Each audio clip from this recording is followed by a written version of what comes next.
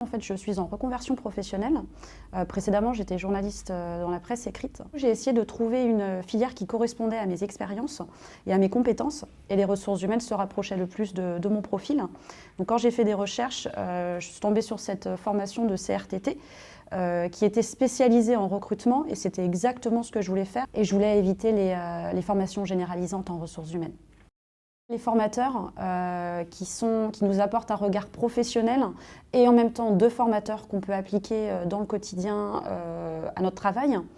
La diversité des matières qui nous permet de balayer un petit peu toutes les bases en RH.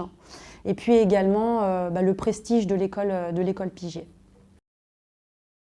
Oui, parce que je n'ai pas un bagage ressources humaines. Le fait que ce soit un titre certifié, ça me permet une certaine reconnaissance auprès des employeurs. J'ai choisi une formation en alternance parce que ça me permettait à la fois de prendre toutes les informations nécessaires au niveau de l'apprentissage au centre Piget et en même temps d'appliquer ce que j'apprenais directement à l'école. Et comme moi, je suis en reconversion professionnelle, ça me permettait de faire ça de façon assez rapide, c'est-à-dire d'être sur le terrain et en même temps d'avoir la formation.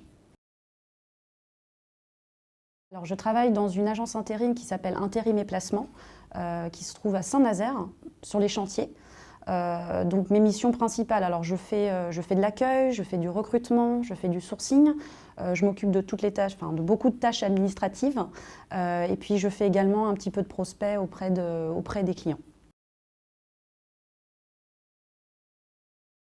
Recrutement, par exemple, il y a un cours qui est proposé par l'une de nos formatrices, toutes les techniques de recrutement en fait, qu'elle nous a proposées en cours et je m'en suis inspirée pour l'appliquer en entreprise et ça m'a vraiment beaucoup aidée.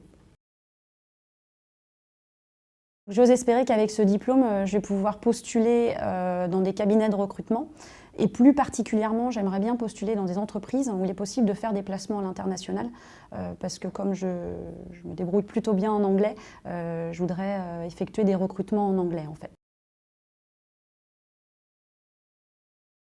Alors l'ouverture d'esprit, je pense que c'est la clé.